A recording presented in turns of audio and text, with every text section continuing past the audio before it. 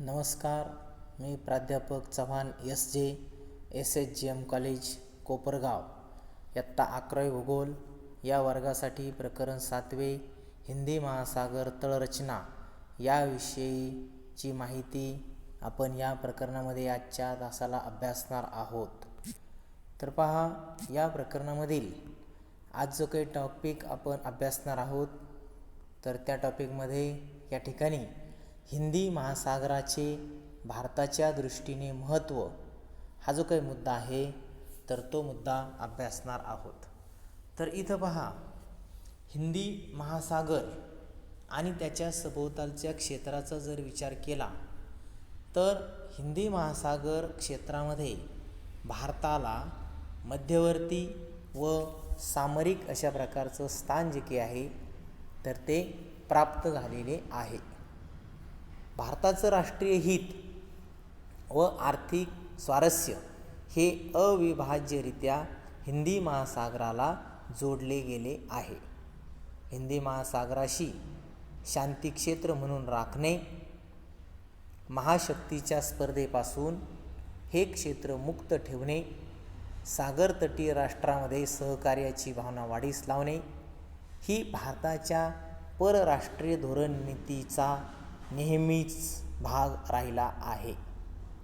म्हणजेच पहा, भारताचं जे काही परराष्ट्रीय धोरण आहे तर या भारताच्या परराष्ट्रीय धोरणाचा जर आपण या ठिकाणी विचार केला तर या ठिकाणी मग या परराष्ट्रीय धोरणामध्ये हिंदी महासागराचा जो काही वाटा या ठिकाणी आहे किंवा हिंदी महासागराला जे काही स्थान या ठिकाणी प्राप्त करून दिलेलं आहे याचा जर विचार केला तर हे हिंदी महासागराचं क्षेत्र शांती क्षेत्र म्हणून राखणे, त्या ठिकाणी मग जे काही वेगवेगळ्या देशाचा सत्ता संघर्ष सध्या चालू आहे तर त्यामधून मग सागरी मार्गे जे काही या ठिकाणी वेगवेगळे हल्ले होत असतात, नाविक तळ त्या ठिकाणी सागरामध्ये उभारले जातात, याचा जर विचार केला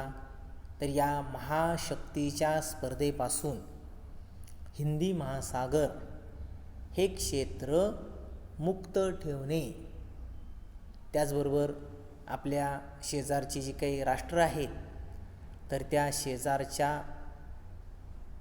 राष्ट्राच्या संदर्भात सहकार्याची भावना ही वाढीस लावणे आणि मग अशा पद्धतीने भारताचं हे जे काही परराष्ट्रीय धोरण आहे तर ते धोरण नेहमीच सामंजस्याचं आणि सहकार्याचं राहिलेले आहे. आता उदाहरणार्थ पहा, प्रादेशिक सहकार्यासाठी इंडियन ओशन रिम असोसिएशन, बिमटेक, मेकॉंग गंगा कोऑपरेशन या ज्या काही संघटना आहेत तर या संघटनाची स्थापना प्रादेशिक सहकार्याच्या दृष्टीनं भारताने या वेगवेगळ्या संघटना ज्या काही आहेत तर त्या संघटना स्थापन केलेल्या आहेत. आणि मग या संघटनांच्या मार्फत वेगवेगळ्या देशांबरोबर मग वेगवेगळे सागरी करार जे काही आहेत तर हे करार केले जातात. त्या ठिकाणी सागरावर असणारी मालकी याचा जर आपण विचार केला तर साधारणपणे देशादेशाच्या ज्या काही सरहद्दी असतात तर या सरहद्दीचा जर विचार केला तर साधारणपणे मग प्रत्येक देशाला जो काही सागरी किनारा लाभलेला आहे तर तो सागरी किनारा आणि काही ठराविक विशिष्ट अंतरापर्यंत सागरावर किंवा त्या ठिकाणी सागरी क्षेत्रामध्ये जो काही मालकी हक्क आपण म्हणतो त्या जवळच्या देशाचा याचा जर विचार केला तर त्या ठिकाणी मग अशा प्रकारे सागरी वाहतूक, व्यापार, सागरी पर्यटन, मासेमारीसारखे व्यवसाय हे सागरामध्ये त्या देशाला करण्यासाठी परवानगी असते. त्याचबरोबर कोणत्याही देशाचे सागरी किनारे जर समजा सुरक्षित नसतील तर त्या देशाचा कोणताही औद्योगिक विकास जो काही आहे तर हा विकास, व्यापार वृद्धी, सागरी वाहतूक, पर्यटन तसेच राजकीय व्यवस्थेमधील स्थैर्य हे शक्य होत नाही. आणि मग पहा, या ठिकाणी शीतयुद्धानंतरच्या काळातील बहुतेक संघर्ष हे हिंदी महासागरात किंवा त्या सभोवतालच्या क्षेत्रामध्ये झालेले आहेत. आणि त्याचा परिणाम जो काही आहे तर हा परिणाम जवळजवळ सर्वच प्रमुख जागतिक शक्तींनी हिंदी महासागर क्षेत्रामध्ये आपापले सैन्यबल मोठ्या प्रमाणावर तैनात केलेले आहे. म्हणजे हिंदी महासागराचा जो काही विस्तार आपण या ठिकाणी पाहतो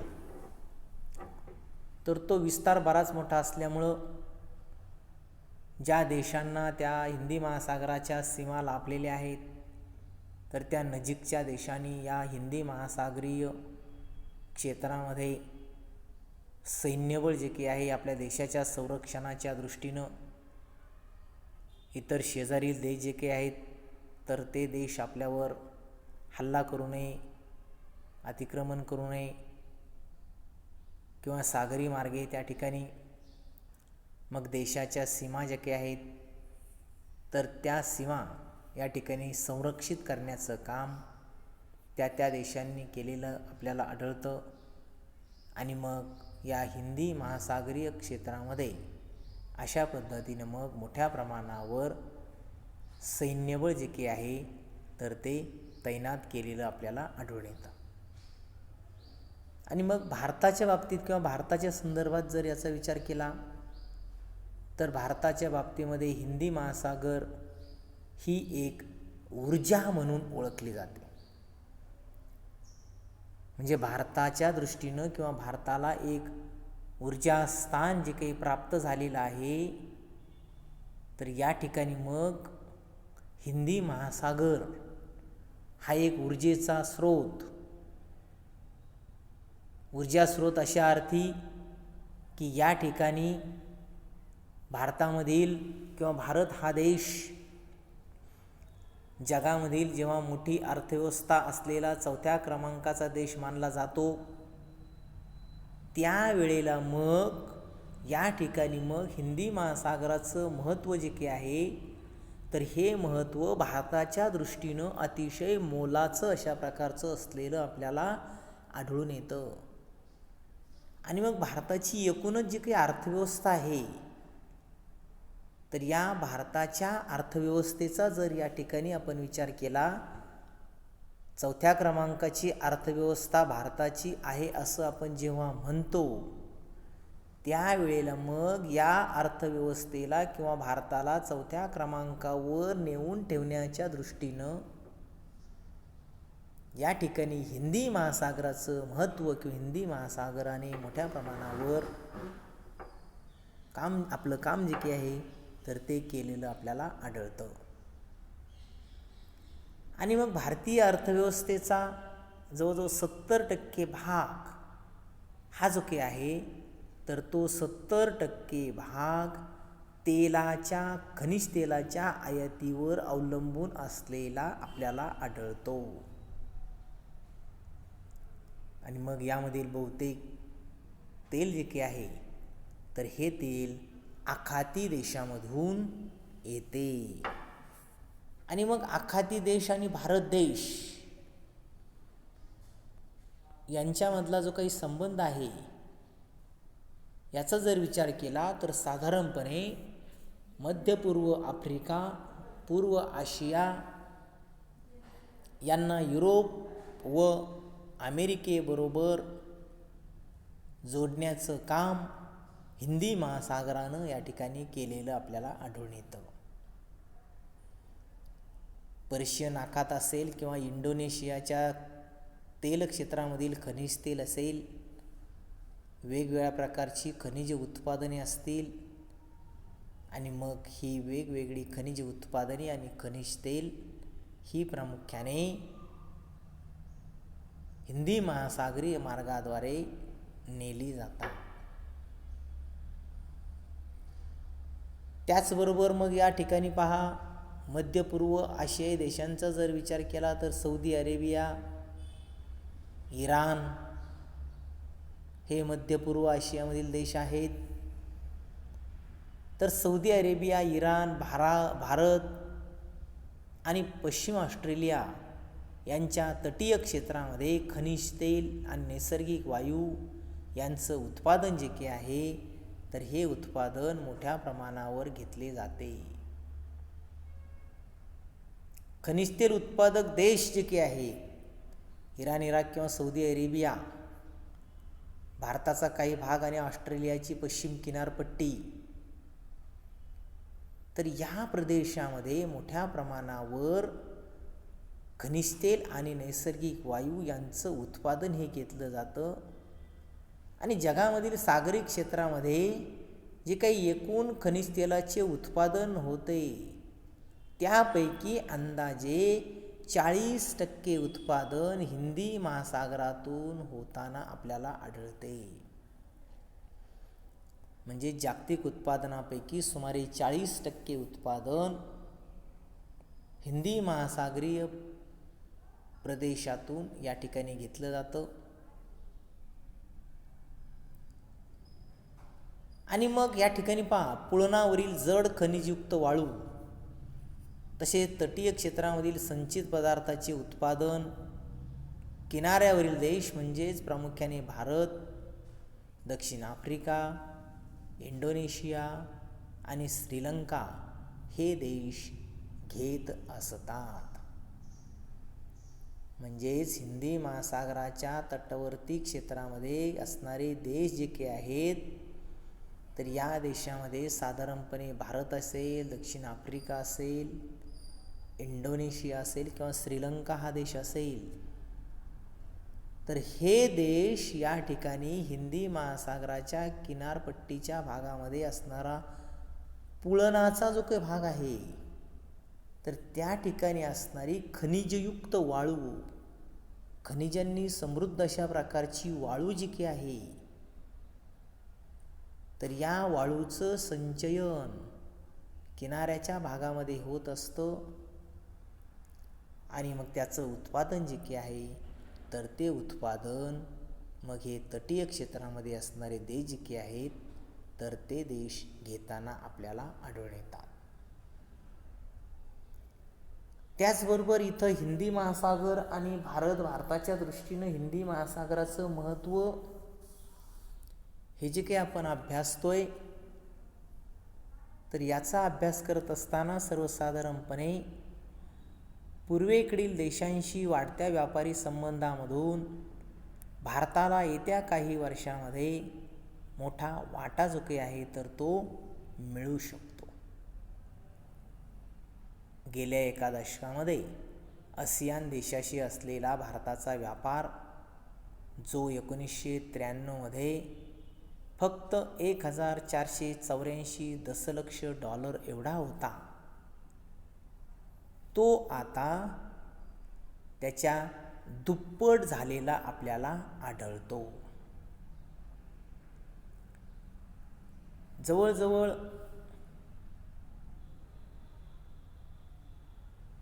$2,900 दशलक्ष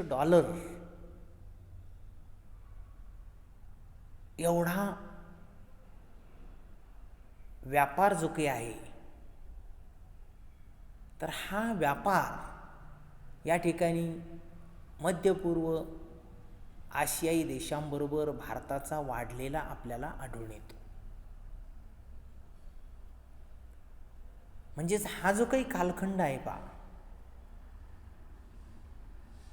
1993 पासून ते साधारणपणे 2020 पर्यंत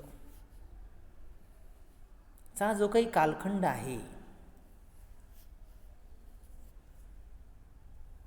तर या कालखंडाच्या दरम्यान या ठिकाणी हा जो काही व्यापार भारताचा वाढलेला आहे, दुपटीने व्यापार जो काही आपण म्हणतो, तर त्यामध्ये दुपटीने आपल्याला वाढ झालेली आढळते. आणि मग म्हणूनच भारतीय बाजारपेठ आग्नेय आशियातील सर्वात मोठ्या आयातदारांपैकी एक म्हणून उदयास आलेली आपल्याला आढळते.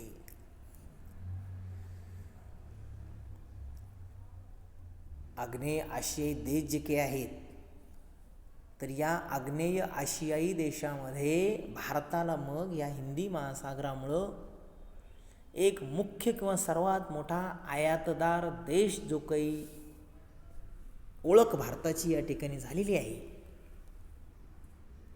तर ती प्रामुख्याने हिंदी महासागरामुळे झालेली आपल्याला आढळते. कारण सागरी मार्गाद्वारे या ठिकाणी मोठ्या प्रमाणावर जो काही आयात निर्यात व्यापार आहे, तर हा व्यापार या ठिकाणी आपल्याला वाढलेला आढळून येतो. आणि मग या प्रदेशामधून झालेल्या आयातीचं मूल्य 2004 $10,942 दशलक्ष एवढं होतं. आणि त्याचबरोबर नुकताच पहा, थायलंड व सिंगापूर या देशाबरोबर झालेला मुक्त व्यापार करार हा देखील या ठिकाणी व्यापाराला पूरक अशा प्रकारचा म्हणून ओळखला जातो. विस्तारणारी बाजारपेठ व मोठ्या प्रमाणावरील आयातीचा ओघ हा केवळ आर्थिक सुबत्ता सूचित करत नाही, तर त्याबरोबरच सागरासंदर्भातील संवेदन क्षमता देखील सूचित करतात. चाचेगिरीच्या घटना असतील, सशस्त्र दरोडेखोरी, सागरी आतंकवाद यामध्ये सातत्याने वाढ होत आहे. आणि मग हे सागरी मार्गाच्या सुरक्षिततेची गरज अधोरेखित करत आहेत. भारतीय नौदल तसेच तटसुरक्षा दल यासाठी अहोरात्र प्रयत्न करताना दिसून येतात. सागरी मार्गाद्वारे होणारी सशस्त्र दरोडेखोरी, सागरी आतंकवाद किंवा चाचेगिरीच्या घटना जे काही आहेत,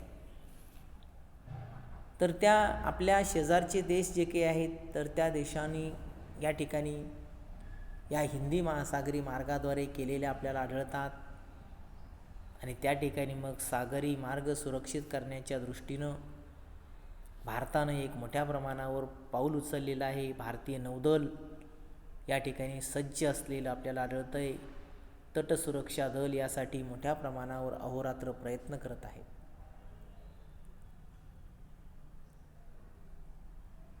त्यानंतर मग पहा, हिंदी महासागराचं उत्तरेकडील क्षेत्र हे आर्थिक व सामरिकदृष्ट्या अतिशय महत्त्वाचे आहे. भारताच्या परराष्ट्र नीतीत बदल करून पूर्वेकडील देशांशी व्यापार जो काही आहे, तर हा व्यापार आता भारतानं पूर्वेकडील देशाबरोबर वाढवलेला आहे. तो व्यापार सध्या भरभराटीला येत आहे. आणि मग भारताच्या अर्थव्यवस्थेला जगामधील सर्वात वेगाने वाढणाऱ्या 3 अर्थव्यवस्थांपैकी एक म्हणून आता अलीकडील काळामध्ये ओळखू लागलेले आहे. आणि मग त्यामुळेच आता भारताला आयात निर्यात बाजारपेठांची स्थिती विस्तारणे आवश्यक बनलेले आहे. सागरी मार्गाद्वारे होणारी कच्च्या मालाची आयात आणि पक्क्या मालाची निर्यात याचा जर विचार केला, तर या ठिकाणी या स्वस्त जलवाहतुकीचा फायदा जो काही आहे, तर हा स्वस्त जलवाहतुकीचा फायदा निश्चितच भारताला आता या ठिकाणी मिळालेला आपल्याला आढळून येतो. खनिज तेल असेल, नैसर्गिक वायू असेल किंवा खनिज उत्पादने असतील, तर यांचा आयात निर्यात व्यापार जो काही आपण म्हणतो, तर हा आयात निर्यात व्यापार भारताचा या ठिकाणी या सागरी मार्गाद्वारे वाढलेला आपल्याला आढळतो. आणि मग त्यामुळं भारतीय बाजारपेठेची स्थिती जी काही आहे, तर ही भारतीय बाजारपेठेची स्थिती या ठिकाणी सुधारलेली आपल्याला आढळते. त्याचबरोबर द्वीपराष्ट्रे आणि भारत यांच्या दरम्यान असलेले सागरी जलमार्ग सुरक्षित राखणे हे आता सर्वांसाठीच गरजेचे बनले आहे. यामध्ये मलाक्का ही जगातील सर्वात व्यस्त व अडथळे आणणारी सामुद्रधुनी या भागात आहे आणि येथील सामरिक स्थिती जी काही आहे तर ती सामरिक स्थिती गुंतागुंतीची बनलेली आपल्याला आढळून येते. म्हणजे या ठिकाणी पहा, मलाक्का ही जगामधील सर्वात व्यस्त आणि अडथळे असणारी सामुद्रधुनी या हिंदी महासागरीय क्षेत्रामध्ये असलेली आपल्याला आढळते.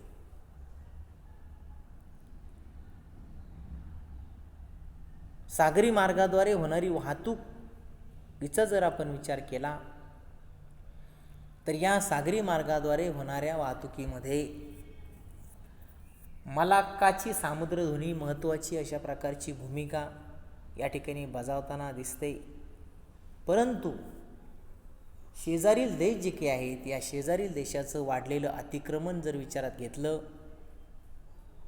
तर या मार्गे होणारी जी काही जलवाहतूक आहे तर त्या जलवाहतुकीला मोठ्या प्रमाणावर अडथळे जे काही आपण म्हणतो तर हे अडथळे इथं येताना आपल्याला आढळतात. आणि त्याचबरोबर मग ही जगामधील मलाक्काची सामुद्रधुनी जी काही आहे तर त्या सामुद्रधुनीची स्थिती इथं गुंतागुंतीची झालेली आपल्याला आढळून येते. आणि मग अशा पद्धतीने हिंदी महासागराचं स्थान जे काही आपण म्हणतो भारताच्या दृष्टीनं तर ते महत्त्वपूर्ण असलेलं आपल्याला आढळून येतं. आणि त्याचबरोबर पहा, आणखी हिंदी महासागराविषयी थोडक्यात इतर माहिती जी काही आहे तर ती माहिती अभ्यासत असताना दिओगो गार्सिया हे विषुववृत्ताच्या दक्षिणेस असलेले मध्य हिंदी महासागरामध्ये असणारे एक प्रवाळ बेट असलेलं आपल्याला आढळते. प्रवाळ बेटांमध्ये या हिंदी महासागरामध्ये विषुववृत्ताच्या दक्षिणेस दिओगो गार्सिया हे एक बेट असलेलं आपल्याला आढळतंय. आणि या बेटाच्या प्रदेशामध्ये सर्वसाधारणपणे 60 अशा प्रकारची लहान मोठ्या बेटांचा समूह जो काही आहे तर तो समूह असलेला आपल्याला आढळतो. त्याचबरोबर या बेटांचा शोध जो काही आहे तर हा शोध प्रामुख्याने युरोपियन लोकांनी लावला आणि त्याला पोर्तुगीज लोकांनी नाव दिलेलं आहे. नौदलाच्या दृष्टीनं, नौदल आणि संरक्षणाच्या दृष्टीनं हे जे काही हिंदी महासागरामधलं स्थान आहे तर त्याला खूप मोठ्या प्रमाणावर महत्त्व जे काही आहे तर ते महत्त्व प्राप्त झालेलं आपल्याला आढळतं. आणि एकूणच पहा, हिंदी महासागरामध्ये असणारी ही जी काही वेगवेगळी बेटं आहेत तर या बेटांच्या हिंदी महासागरातील विशिष्ट भौगोलिक स्थानामुळे त्याला एक सामरिक अशा प्रकारचं महत्त्व जे काही आहे तर हे महत्त्व प्राप्त झालेलं आपल्याला आढळून येतं. म्हणजेच इथं हिंदी महासागरीय प्रदेश वेगवेगळ्या बेटांनी बनलेला जो काही प्रदेश आहे तर त्या प्रदेशामुळं हिंदी महासागराला एक विशिष्ट अशा प्रकारचं महत्त्वपूर्ण अशा प्रकारचं स्थान जे काही आहे भौगोलिक हिंदी महासागराचं भौगोलिक कशा प्रकारचं स्थान जे काही या ठिकाणी आढळतं तर त्यामुळं मग इथं हिंदी महासागराला एक सामरिक महत्त्व अशा प्रकारचं प्राप्त झालेलं आपल्याला आढळून येतं. आणि मग अशा पद्धतीने पहा, या ठिकाणी हिंदी महासागराचं महत्त्व भारताच्या संदर्भात हिंदी महासागराचं स्थान जे काही आहे तर ते स्थान याविषयीची माहिती आणि त्याचबरोबर हे प्रकरण जे काही आहे तर ते प्रकरण आता इथं संपलेले आहे. प्रकरणावर आधारित जे काही प्रश्न आहेत, साखळी पूर्ण करा असेल, भौगोलिक कारणाचा प्रश्न असेल, टिपा लिहा, सविस्तर उत्तरे लिहा किंवा जग नकाशा आराखडामध्ये वेगवेगळ्या बाबी ज्या काही दाखवायच्या आहेत तर त्या बाबी तुम्ही या ठिकाणी वहीमध्ये त्या प्रश्नांची उत्तरं लिहून काढायची आहेत. ठीक आहे, या ठिकाणी प्रकरण संपले.